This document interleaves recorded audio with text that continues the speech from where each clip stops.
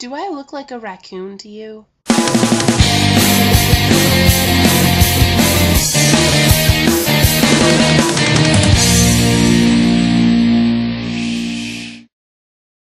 Okay, so, sorry I haven't been around. Last week I couldn't keep track of time very well, and this week I promise I've been watching your videos, right? But I've been sick, so I've been kind of laying low, like, sickness, right? And I'm all busy with school, and I'm not used to being busy, like, at all. So, for my book review this week, I am reviewing Trudi Canavan's The Magician's Apprentice. And this book came out, like, in February. It's her newest book. It's set in the same universe as the Black Magician trilogy, just hundreds of years before. And it's really good. Like, my boyfriend bought it, actually for himself, and then I kind of stole it and started reading it. And he said it was okay, because, you know, I do reviews on fantasy books. Yay! But it was really good. I liked it. If you get this book, you'll notice a common theme that I talked about throughout the Black Magician trilogy, which is acceptance. The main character in this one is also a girl, Tessia, who is a natural, like Sania was, and it comes from lower class than most of the apprentices that magicians take on. And so, you know, she's looked down on. There's also a secondary character who travels from Alini, I don't know how you'd say that country's name, to Sachika. And in Sachika, they're women don't really have any rights. And, you know, she's looked down upon there. There's a homosexual character in the book as well.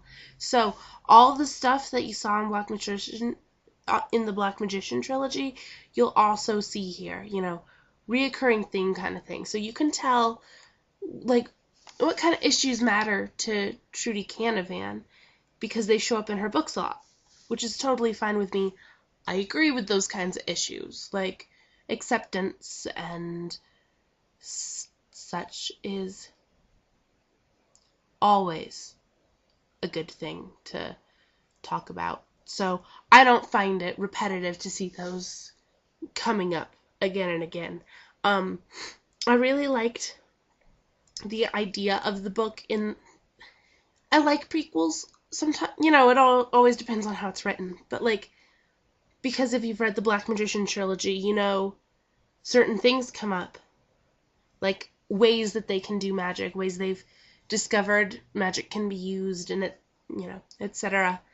And with this, it's hundreds of years before, so not all of that has been discovered, you know. It's even before the Magicians Guild had been made yet. And so you get to kind of see that. Like, example, I don't know, I'm jumping back and forth here, I know, I'm sorry. In the Black Magician trilogy, during the time period of the Black Magician trilogy, Sachika, a large part of it anyway, is a wasteland. There's just, you know, like, nothing lives there, desert kind of thing, and they don't know how that occurred. And you actually find out how that occurred at the end of The Magician's Apprentice. And it's cool to see, you know, things you didn't know in the Black Magician trilogy, like the wasteland, you find out in The Magician's Apprentice, or you get to watch as they learn types of, like, ways to use magic that they knew in the Black Magician trilogy. I don't know. I like prequels. Another thing that was brought up, though, was, because this deals with Sachika a lot. Basically the first war between Sachika and Kyraleia, and, how that led to the formation of the guild and that kind of thing. Okay, so the Sachikans own slaves, and not all of them are the same in the way that they treat the slaves. There's a wide spectrum between being really cruel and brutal and trying to be fairly kind and fair. And then there's parts from the slave's point of view where Hinara is like very dedicated to his master Takado, and he had what they talk about in the book sometimes is a long life feeling, where right before you die you feel that you've lived a long life and you're happy with what you've done. And he does achieve that through his slavery to his master. He's like proud of his master for trying to take over Kyraleia, and he's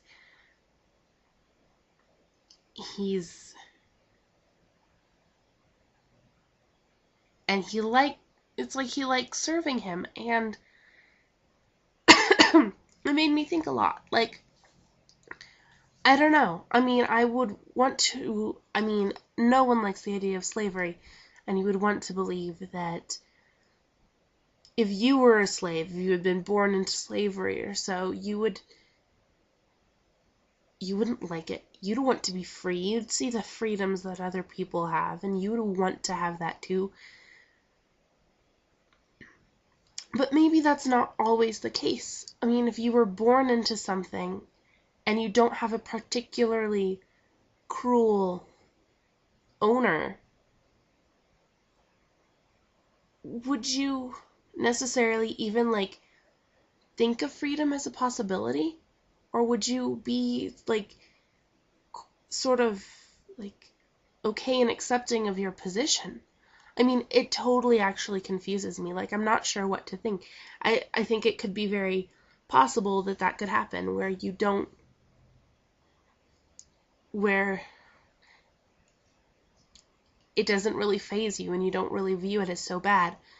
Though, of course, I bet most people would not like being slaves, regardless of whether they were born into it and that's the society or not. Because of course slavery is just terrible, but I don't know, it really made me, I'm not sure what to think. And so I like it when something is presented that makes me go, huh, is that how I would react in that situation? Is that, I don't know. So yes, it's a good book.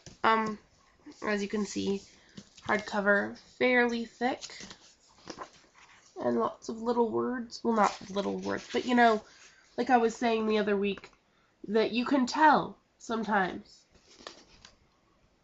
how many words per page there are.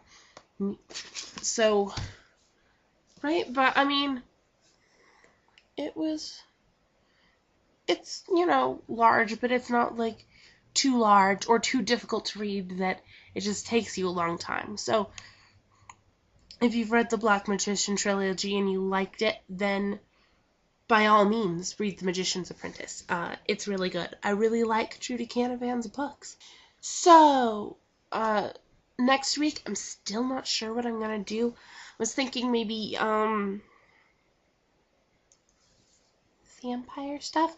Not Twilight, though. I mean, I enjoy reading Twilight, but not Twilight. Because if I had to go into, a dissection of it, well then, all I would have to say are kind of bad things. Love reading it, but it's not like it's particularly in depth. I mean,